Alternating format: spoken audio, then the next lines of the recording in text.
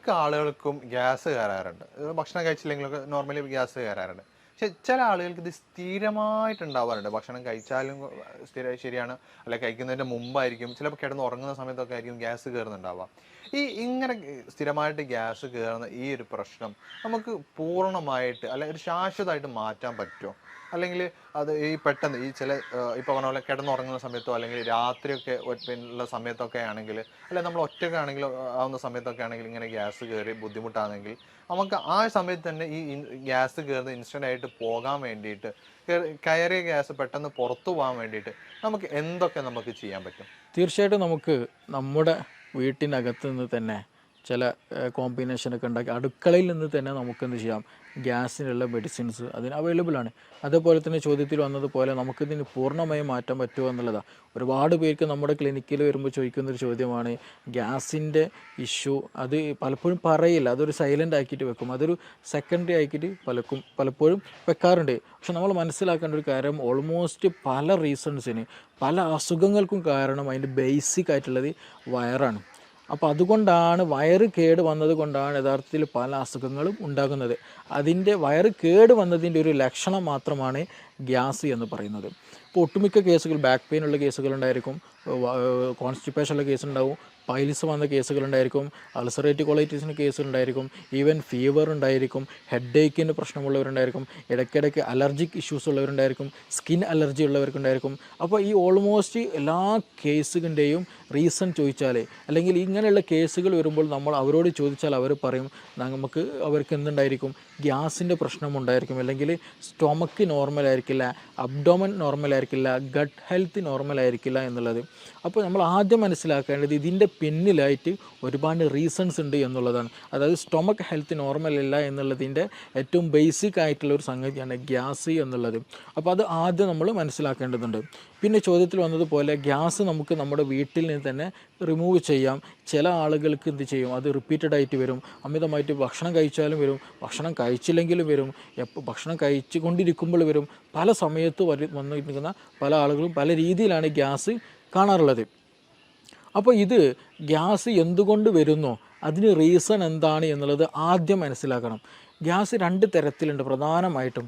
ഒന്ന് ഹൈപ്പർ അസിഡിറ്റിയിൽ വരുന്നുണ്ട്, ഹൈപ്പോ അസിഡിറ്റിയിൽ വരുന്നുണ്ട്. അപ്പോൾ നമ്മളെപ്പോഴും നോക്കണം ഹൈപ്പർ ആണോ അല്ല ഹൈപ്പോ ആണോ എന്നുള്ളത്. ഗ്യാസ് ഹൈപ്പർ അസിഡിറ്റിയിലും വരും, ഹൈപ്പോയിലും വരും. അപ്പോൾ നമ്മളെപ്പോഴും നമ്മുടെ സ്റ്റൊമക്ക് pH അല്ലെങ്കിൽ സ്റ്റൊമക്കിൻ്റെ കണ്ടീഷൻ എപ്പോഴും ഒരു ന്യൂട്രലായിട്ടാണ് കൊണ്ടുപോകേണ്ടത്. അപ്പോൾ അത് കൂടിയാലും പ്രശ്നമാണ്, കുറഞ്ഞാലും പ്രശ്നമാണ്. ഹൈപ്പർ അസിഡിറ്റിൻ്റെ കേസ് എടുത്ത് നോക്കാം. നമ്മൾ അമിതമായിട്ട് അങ്ങനെയുള്ള കേസുകളിൽ അമിതമായിട്ട് ക്ഷീണം തോന്നും, അമിതമായിട്ട് ചിലപ്പോൾ വയറുവേദന വരും, ഛർദ്ദിക്കാൻ വരും, ആൾ പറ്റ സ്കിന്നായിട്ടായിരിക്കും, ഭയങ്കര സ്കെൽറ്റലായിരിക്കും, കൂടുതൽ തടിയൊന്നും വെക്കൂല, ഇടയ്ക്കിടയ്ക്ക് ചിലപ്പോൾ ഭക്ഷണം കഴിച്ചാൽ പെട്ടെന്ന് വയറ്റിന്ന് പോകാൻ തോന്നും. അങ്ങനെയുള്ള പല അസ്വസ്ഥതകളും ഹൈപ്പർ അസിഡിറ്റിയിൽ കണ്ടുവരാറുണ്ട്. ഈ കേസുകളിൽ ഈ ഹൈപ്പർ അസിഡിറ്റി വരാനും ഒരുപാട് കാരണങ്ങളുണ്ട്. നമ്മൾ സ്പൈസി ആയിട്ടുള്ള ഫുഡുകൾ അമിതമായി കഴിക്കുക, കൂടുതൽ അസിഡിറ്റി കൂടിയ ഫുഡുകൾ, ഉപ്പിലിട്ടതൊക്കെ എന്ത് ചെയ്യുക, അമിതമായിട്ട് കഴിക്കുക, കൂടുതൽ ഉപ്പടങ്ങിയിട്ടുള്ള ഭക്ഷണം കഴിക്കുക, പിന്നെ അതുപോലെ തന്നെ ടെൻഷൻ കൂടുതലായി ഉണ്ടാകുക, പിന്നെ അതുപോലെ എച്ച് പൈലോറിക്കിന് ഇൻഫെക്ഷൻ വരിക. അപ്പോൾ ഈ പറഞ്ഞ സാധനങ്ങളൊക്കെ ഏതെങ്കിലും ഒന്നുണ്ടെന്നുണ്ടെങ്കിൽ അത് നമ്മുടെ സ്റ്റൊമക്കിലുള്ള എപ്പിത്തീലിയൽ ലെയറിന് എന്ത് ചെയ്യും, ട്രിഗർ ചെയ്തുകൊണ്ടിരിക്കും. അവിടെയുള്ള HCl പ്രൊഡക്ഷൻ അത് എന്ത് ചെയ്യും, കൂട്ടാൻ കാരണമാകും. അപ്പോൾ HClൻ്റെ പ്രൊഡക്ഷൻ കൂടുക, ഗ്യാസ്ട്രിക് സെക്രീഷൻ കൂടിക്കഴിഞ്ഞാൽ സ്വാഭാവികമായിട്ടും അവിടെ ഗ്രാജ്വലി എന്ത് ചെയ്യും, അവിടെ ഇൻഫ്ലമേഷൻ വരും, അവിടെ ഇൻഫെക്ഷൻ വരും. അതിൻ്റെ കൂടെ തന്നെ അവിടെ ഗ്യാസ് പ്രൊഡക്ഷൻ കാരണം ഗ്യാസ് സൈറ്റ് ഇങ്ങനെ തികട്ടിയിട്ട് വരും. ചിലപ്പോൾ ഛർദി, വോമിറ്റിങ് വരും, ഛർദ്ദിക്കാൻ തോന്നും, ചിലപ്പോൾ നോസിയൻ്റെ അങ്ങനെ ഒരു ഫീലിംഗ് ഉണ്ടായിരിക്കും, തല ചുറ്റുന്നത് പോലെ തോന്നും, തലയിൽ എന്തോ ഹെവിനെസ് പോലെ, തലക്ക് കനമുള്ളത് പോലെയൊക്കെ തോന്നും. ഗ്രാജ്വലി ഇങ്ങനെയുള്ള ആളുകൾക്കാണ് എന്ത് പറയുക, തലയിൽ എന്തോ വെച്ചിട്ടുണ്ട് അല്ലെങ്കിൽ മൈഗ്രെയിൻ പോലെയുള്ള ഒരു ഫീലിംഗ് വരെ ഇത് കാരണമുണ്ടാകും. അപ്പോൾ അതുകൊണ്ട് തന്നെ ചില ആളുകൾക്ക് ഭക്ഷണം, ഈ കേസുകളിൽ ഈ ഹൈപ്പർ അസിഡിറ്റിൻ്റെ കേസുകളിലാണ് കൂടുതൽ ആളുകൾ മൈഗ്രെയിൻ പോലും ഉണ്ടാകുന്നത്. അപ്പോൾ അതിൻ്റെയൊക്കെ ബേസിക് റീസണും അല്ലെങ്കിൽ നമുക്ക് കാണാൻ കഴിയുന്നതാണ് ഈ പറയുന്ന ഗ്യാസാണ്. അപ്പോൾ എപ്പോഴും ഗ്യാസ് ഉള്ളവർ ശ്രദ്ധിക്കണം. അത് മേ ബി ഈവൻ ക്യാൻസർ വരെ നീളാൻ ചാൻസ് ഉണ്ട്. അതേപോലെ തന്നെ ഈ പറഞ്ഞ പോലെ മൈഗ്രെയിനിലേക്ക് വരാൻ നീളാനുള്ള ചാൻസ് ഉണ്ട്. അപ്പോൾ അതുകൊണ്ട് തന്നെ ഈ മൈഗ്രെയിൻ കേസുകൾ എടുത്ത് നോക്കിയാൽ അവർ പറയുന്ന റീസൺ എന്താണെന്ന് വെച്ചിട്ടുണ്ടെങ്കിൽ സമയത്തിന് ഭക്ഷണം കഴിച്ചില്ല എന്നുണ്ടെങ്കിൽ തലവേദന വരും എന്നുള്ളതാണ്. അപ്പോൾ സമയത്തിന് ഭക്ഷണം കഴിച്ചില്ല എന്നുണ്ടെങ്കിൽ എന്താണ് സംഭവിക്കുന്നത്? ഹൈപ്പർ അസിഡിറ്റി വരും. ഈ ഹൈപ്പർ അസിഡിറ്റി വന്നാൽ എന്ത് ചെയ്യും? തലവേദനയിലേക്ക് നയിക്കും എന്നുള്ളതാണ്. അപ്പോൾ അത് ഗ്രാജ്വലി എന്ത് ചെയ്യും? തലവേദനയിലേക്ക് നയിക്കും ഹൈപ്പർ അസിഡിറ്റി കാരണം എന്നുള്ളതാണ്. പിന്നെ മറ്റേതേപോലെ തന്നെ റീസണാണ് ടെൻഷൻ വരിക എന്നുള്ളത്. എന്തെങ്കിലും ടെൻഷനായിട്ട് എന്തെങ്കിലും ഫ്യൂച്ചറിൽ അല്ലെങ്കിൽ പാസ്റ്റ് ടെൻഷൻ എന്നുള്ള വിഷയം പറയുമ്പോൾ നമ്മൾ എപ്പോഴും ചിന്തിക്കേണ്ട ഒരു കാര്യമാണ്. ഈ വ്യക്തി എന്തായിരിക്കും? ഒന്നുകിൽ ഫ്യൂച്ചറിൽ എന്തെങ്കിലും ഡ്രീം കണ്ടിട്ടായിരിക്കും നീങ്ങുക, അല്ലെങ്കിൽ പാസ്റ്റിൽ എന്തെങ്കിലും ഇഷ്യൂ ഓർത്തിട്ട് ഞാൻ അങ്ങനെ ചെയ്തുകൊണ്ടല്ലോ ഇങ്ങനെ ആയത്, അന്ന് അങ്ങനെ ചെയ്യുകയാണെങ്കിൽ ഇന്ന് ഇങ്ങനെ ആവില്ലായിരുന്നല്ലോ, അങ്ങനെയൊക്കെ ചിന്തിച്ചുകൊണ്ടിരിക്കും.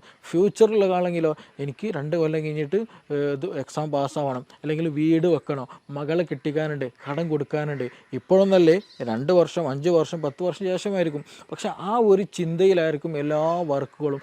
ഈവൻ ഉറങ്ങാൻ പോകുമ്പോഴും ഉണർന്നെണീക്കുമ്പോഴും ആ മൈൻഡ് സെറ്റിലായിരിക്കും. അപ്പോൾ അത് ഗ്രാജ്വലി എന്ത് ചെയ്യും? ടെൻഷനായി മാറി പിന്നീട് എന്ത് ചെയ്യും? നമ്മുടെ വയറ്റിലുള്ള ഗ്യാസ്ട്രിക് സെക്രീഷൻ വല്ലാണ്ട് കൂട്ടിക്കളയും. ഞാൻ നേരത്തെ പറഞ്ഞതുപോലെ തന്നെ എന്ത് ചെയ്യും?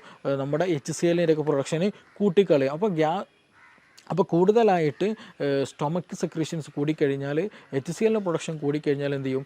ഇൻഫെക്ഷൻ വരും, ഇൻഫെക്ഷൻ വരും, മറ്റു പല അസ്വസ്ഥതകളുണ്ടാവും. നേരത്തെ പറഞ്ഞതുപോലെ അതും എന്ത് ചെയ്യും? ടെൻഷൻ കൂടുന്നതും മൈഗ്രെയിനിലേക്ക് നയിക്കും എന്നുള്ളതാണ്. അതേപോലെ തന്നെയാണ് ഉറക്കം കുറഞ്ഞു കഴിഞ്ഞാലും ഇതുപോലെ നമ്മുടെ ഗ്യാസ്ട്രിക്കിൻ്റെ സെക്രീഷൻസ് കൂടും, നമ്മുടെ ബോഡി വളരെ തിന്നാക്കും, ഡൈജഷനെ അത് ബാധിക്കുന്നുണ്ട്. അപ്പോൾ ഉറക്കം കുറഞ്ഞു കഴിഞ്ഞാലും നേരത്തെ പറഞ്ഞതേപോലെ തന്നെ എന്താണ് ഈ മൈഗ്രെയിൻ്റെ ഇഷ്യൂ കാണാറുണ്ട്. അപ്പോൾ ഇതിൻ്റെയൊക്കെ ഈ ഗ്യാസ്ട്രിക് സെക്രീഷൻ കൂടുന്ന കണ്ടീഷനാണ് ഈ പറഞ്ഞിട്ടുള്ള ഫുഡ്, സ്പൈസി ആയിട്ടുള്ള ഫുഡ്, കൂടുതൽ അസിഡിറ്റി കൂടിയിട്ടുള്ള ഉപ്പിലിട്ടത് കഴിക്കുന്നത്, അതേപോലെ ടെൻഷൻ വരുന്നത്, അതേപോലെ H. പൈലോറിക്കിൻ്റെ ഇൻഫെക്ഷൻ വരുന്ന കണ്ടീഷനുകളൊക്കെ അതിൽ വരുന്ന കാറ്റഗറിയാണ് ഹൈപ്പർ അസിഡിറ്റി എന്നുള്ള കാറ്റഗറി. അപ്പോൾ ഇങ്ങനെയുള്ള കേസുകൾ നമുക്ക് നോർമലി ആയിട്ടുണ്ടെങ്കിൽ നമുക്ക് എന്ത് ചെയ്യാന്ന് വെച്ചാൽ ഒന്ന് സിമ്പിളായിട്ട് ചെയ്യാൻ പറ്റാവുന്ന ഒന്നാണ് ഈ ലെമൺ ടീ കുടിക്കുക എന്നുള്ളത്.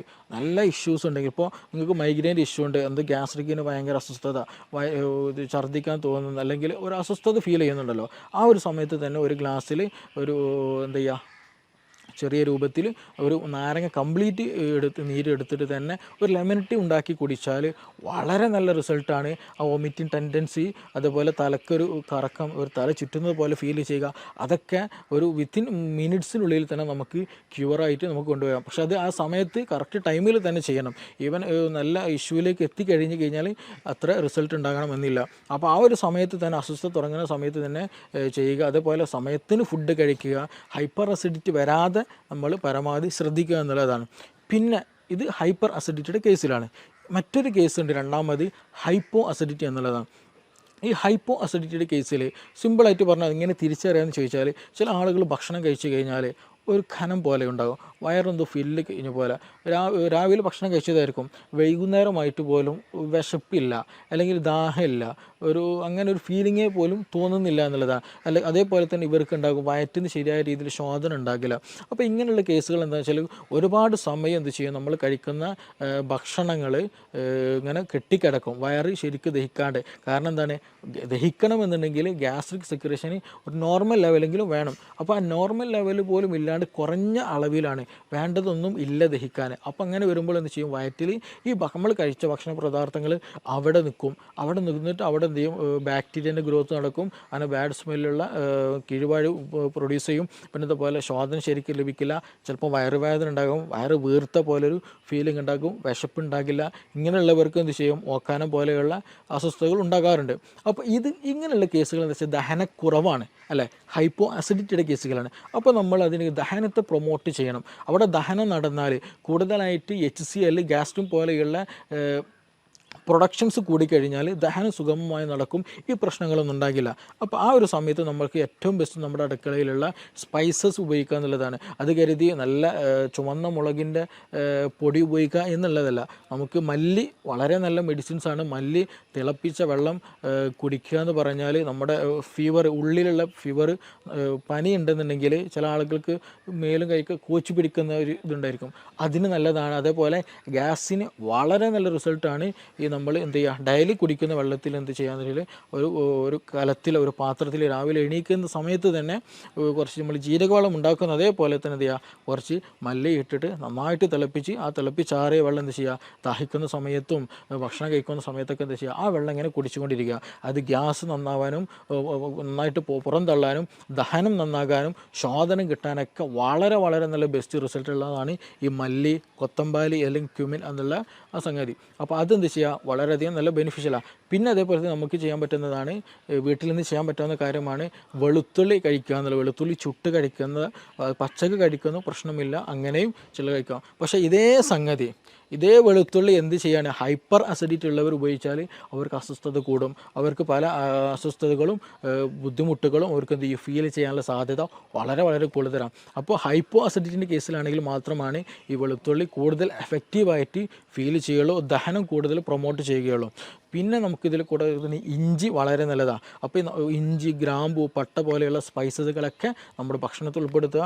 അത് വെച്ചുള്ള കഷായങ്ങൾ അത് അതേപോലെ തന്നെ എന്ത് ചെയ്യുക, ഭക്ഷണത്തിൽ ഉൾപ്പെടുത്തി കഴിക്കുന്നതൊക്കെ ദഹനം കൂട്ടാൻ വളരെ ഹെൽപ്ഫുള്ളാണ്. അപ്പോൾ അങ്ങനെയുള്ള സംവിധാനങ്ങൾ, അങ്ങനെയുള്ള മരുന്നുകളൊക്കെ എന്ത് ചെയ്യാന്ന് വെച്ചാൽ നമ്മുടെ ഭക്ഷണത്തിൽ മിങ്കിൾ ചെയ്തിട്ട് അത് ഭക്ഷണത്തിൻ്റെ കൂടെ ഒഴിവാക്കാനുള്ളതല്ല, അത് ഭക്ഷണത്തിൻ്റെ ഒരു പാർട്ടാക്കി തന്നെ നമ്മൾ ഉപയോഗിക്കുകയാണെന്നുണ്ടെങ്കിൽ നമ്മൾ കഴിക്കുന്ന ഭക്ഷണം എന്ത് ചെയ്യും, ദഹിക്കാൻ കൂടുതൽ സുഗമമാക്കാൻ കഴിയും. ഇതിന് സ്ഥിരമായിട്ട് മരുന്നുണ്ടോ, ഇതെങ്ങനെ സ്ഥിരമായിട്ട് വരാതിരിക്കാൻ ശ്രദ്ധിക്കുക എന്നുള്ളത് ഒരു ചോദ്യം ചോദിക്കേണ്ടായി. അപ്പോൾ നമ്മൾ ഈ കേസിൽ ശ്രദ്ധിക്കേണ്ടത് ഞാൻ നേരത്തെ പറഞ്ഞതുപോലെ ഇത് നമ്മൾ ദഹനവുമായി ബന്ധപ്പെട്ടതാണ്.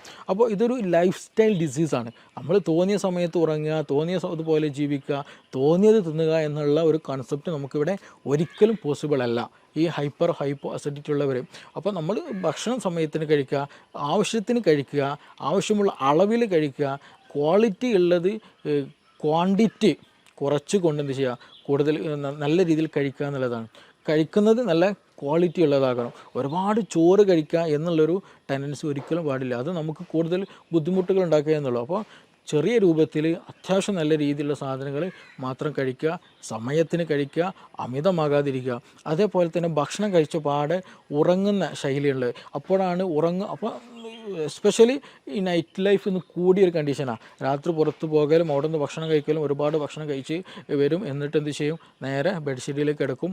രാത്രി സുപ്രഭാതത്തിലായിരിക്കും പെട്ടെന്ന് നെഞ്ഞുവേദന അല്ലെങ്കിൽ ഹാർട്ട് പെയിൻ, അതും ഈ നെഞ്ചരിച്ചിൽ എന്ന് പറയുന്ന ഗ്യാസിൻ്റെ ഒരു പെയിൻ, നമുക്ക് ഗ്യാസിൻ്റെ ഈ പെയിന് വരിക എന്ന് പറഞ്ഞിട്ടുണ്ടെങ്കിൽ നമ്മുടെ ഹാർട്ടിരിക്കുന്ന ഭാഗം ഉണ്ടല്ലോ, അവിടെ നിന്ന് തന്നെയാണ് ആ ഒരു പെയിന്, വേദന ഫീൽ ചെയ്യുക, തുടങ്ങുക അവിടെ നിന്ന് തന്നെയാണ്. അപ്പോൾ അതുകൊണ്ട് തന്നെ നമുക്ക് കൺഫ്യൂഷൻ ആയിരിക്കും, ഇത് എന്താണ്, ഹാർട്ട് അറ്റാക്ക് ആണോ, ഹാർട്ടിൻ്റെ ഇഷ്യൂ ആണെന്നുള്ളത്. നമ്മൾ ഉടൻ തന്നെ ഹോസ്പിറ്റലിൽ പോകും, ടെസ്റ്റുകളൊക്കെ നടത്തും, നോർമലായിരിക്കും, ഗ്യാസിന് പ്രശ്നമായിരിക്കും.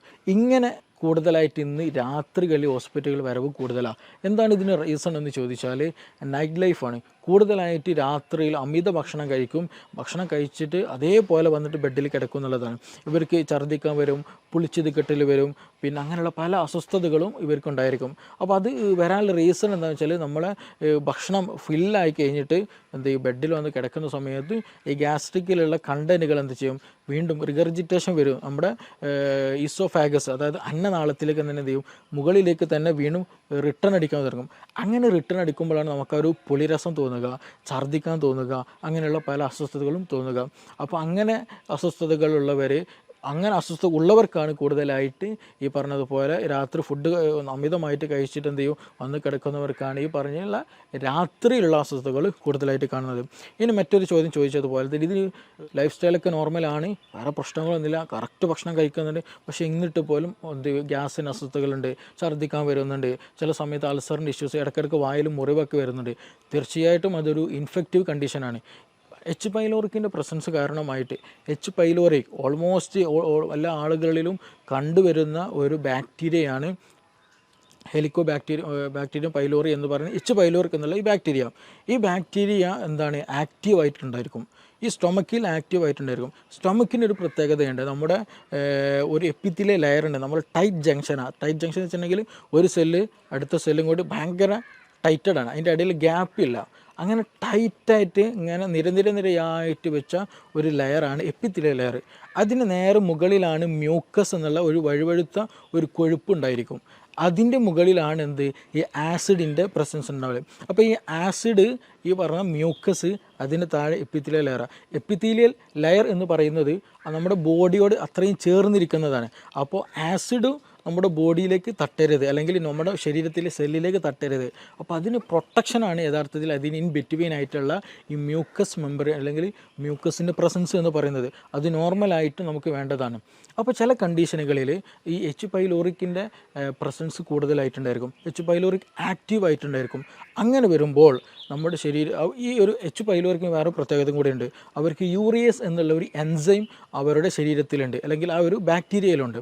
അപ്പോൾ അങ്ങനെയുള്ള കണ്ടീഷനുകളിൽ ഈ ഫുഡ് പാർട്ടിക്കിൾ വരുമ്പോൾ എന്ത് ചെയ്യുമെന്ന് വെച്ചിട്ടുണ്ടെങ്കിൽ ഇവർ ഈ യൂറിയസ് എന്ത് ചെയ്യും, യൂറിയനെ എന്ത് ചെയ്യും, കൺവേർട്ടഡ് ആക്കിയിട്ട് അമോണിയാക്കി മാറ്റും. NH3 അമോണിയാക്കി മാറ്റും. ഈ എച്ച് പൈലോറിക് ബാക്ടീരിയ എന്ത് ചെയ്യും, അവരുടെ എൻസൈം ഉപയോഗിച്ചിട്ട് ഭക്ഷണത്തിൽ വരുന്ന യൂറിയയെ എന്ത് ചെയ്യും, മാറ്റും, അമോണിയായിട്ട് മാറ്റും. ഈ അമോണിയ എന്താണ്, ഒരു ആൽക്കലി കണ്ടൻ്റാണ്. അമോണിയ ആൽക്കലി കണ്ടൻ്റാണ്. അപ്പോൾ ചുരുക്കി പറഞ്ഞാൽ എച്ച് പൈലോറിക്കയുടെ എന്ന ബാക്ടീരിയയുടെ സാന്നിധ്യത്തിൽ എന്ത് ചെയ്യും, കൂടുതലായിട്ട് ബാക്ടീരിയ ഉണ്ടാകുമ്പോൾ അതെല്ലാം വരുന്ന യൂറിയൊക്കെ എന്ത് കൺവേർട്ടഡ് ആക്കി മാറ്റും, അമോണിയ ആയിട്ട് കൺവേർട്ടഡ് ആക്കി മാറ്റും. അപ്പോൾ ചുരുക്കി പറഞ്ഞാൽ ഈ എച്ച് പൈലോറിക് കാരണമായിട്ട് അവിടെ ഒരു ആൽക്കലി മീഡിയം എന്ത് ചെയ്യും, ഉണ്ടാകാനുള്ള സാധ്യത, അല്ലെങ്കിൽ ആൽക്കലി മീഡിയം ഉണ്ടായിക്കൊണ്ടേയിരിക്കും. അപ്പോൾ നമ്മളെ വയറ്റിൽ തന്നെ എന്തുണ്ട്, ആസിഡും ഉണ്ട്. അപ്പോൾ ഈ ആൽക്കലിയും ആസിഡും മിക്സ് ആയി കഴിഞ്ഞാൽ സ്വാഭാവികമായിട്ടും ന്യൂട്രലൈസേഷൻ നടക്കും.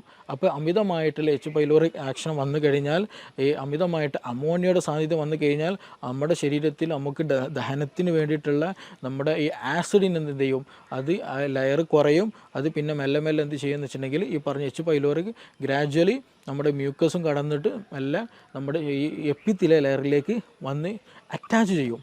അവിടെ പിന്നെ എന്ത് ചെയ്യും, ഇൻഫ്ലമേഷൻസ് വരും. ആ ഇൻഫ്ലമേഷൻസ് ഗ്രാജ്വലി ഈ പറഞ്ഞ പോലെ അൾസറിലേക്ക് മറ്റു പല പ്രശ്നങ്ങളിലേക്ക് വരും.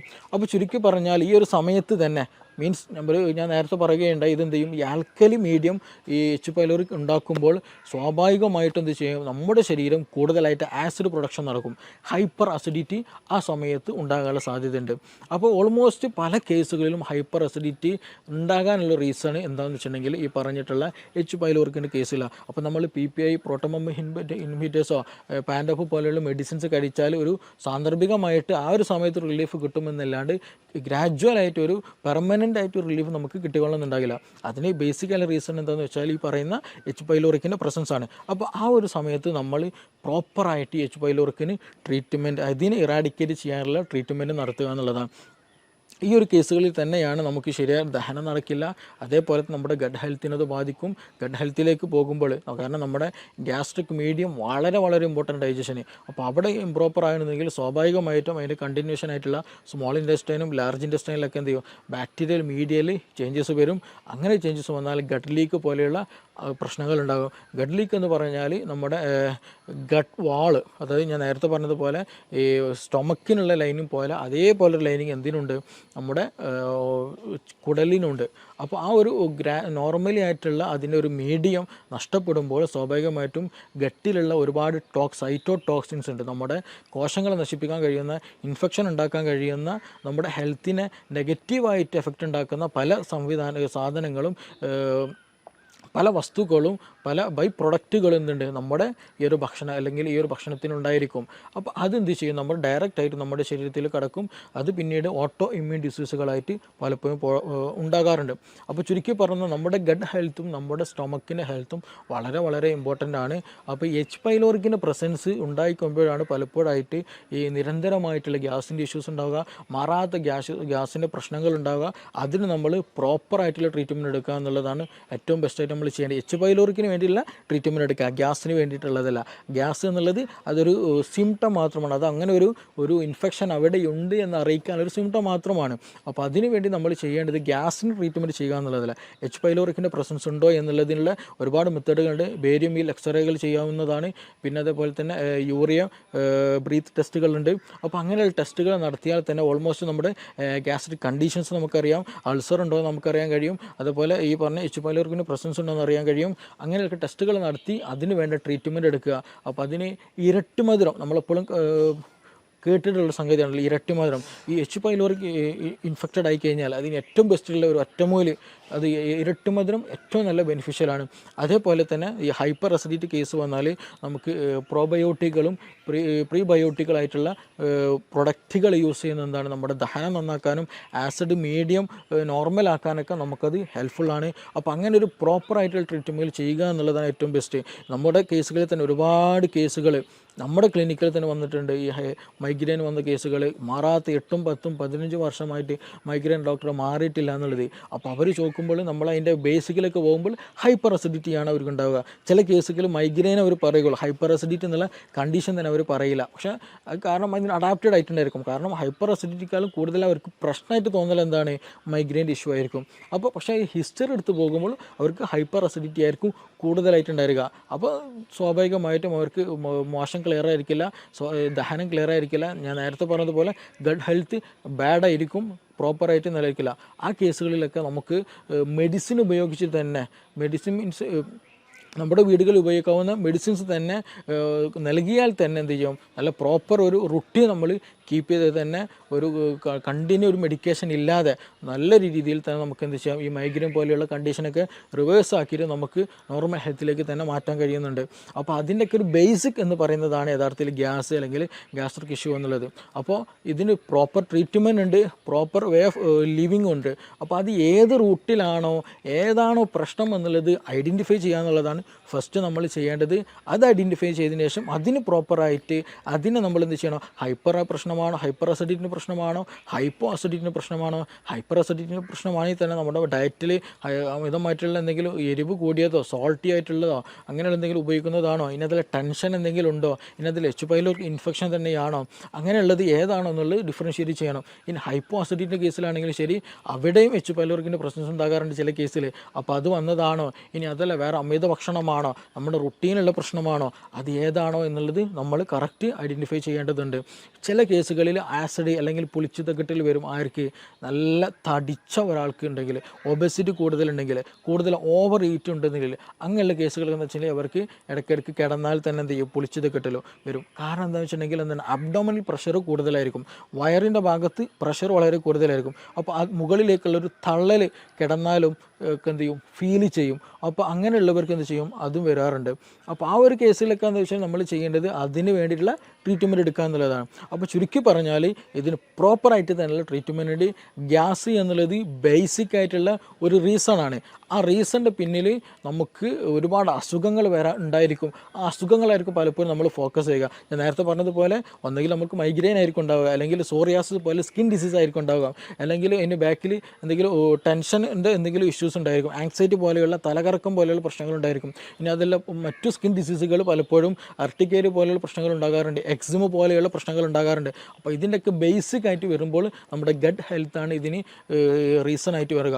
അപ്പോൾ അതിൻ്റെ ഒരു കാരണം അല്ലെങ്കിൽ ഗട്ട് ഹെൽത്ത് പ്രോപ്പർ അല്ല എന്ന് കാണിക്കാനുള്ള ഒരു സിമ്പൽ മാത്രമാണ് യഥാർത്ഥത്തിൽ ഗ്യാസ് എന്ന് പറയുന്നത്. അപ്പോൾ നമ്മുടെ ഗട്ട് ഹെൽത്ത് പ്രോപ്പറാക്കുക, നമ്മൾ പ്രോപ്പറായിട്ടുള്ള ഡയറ്റ് എടുക്കുക, പ്രോപ്പറായിട്ടൊരു നല്ല ബെനിഫിഷ്യൽ ആയിട്ടൊരു ലൈഫ് സ്റ്റൈൽ കീപ്പ് ചെയ്യുക എന്നുള്ളതാണ് ഇതിന് ഏറ്റവും ബെസ്റ്റ് ആയിട്ടുള്ള ഒരു മെഡിസിൻ എന്നുള്ളത്. അത് ഇന്ന് നമ്മുടെ ക്ലിനിക്കിൽ തന്നെ അവൈലബിൾ ആണ്. ഒരുപാട് ആളുകൾക്ക് അതുകൊണ്ട് ഒരുപാട് അസുഖങ്ങൾക്ക് ഗട്ട് ഹെൽത്ത് നോർമലാക്കിയതിൽ കൂടെ നമുക്ക് ട്രീറ്റ് ചെയ്യാൻ കഴിഞ്ഞിട്ടുണ്ട്. Okay, thank you.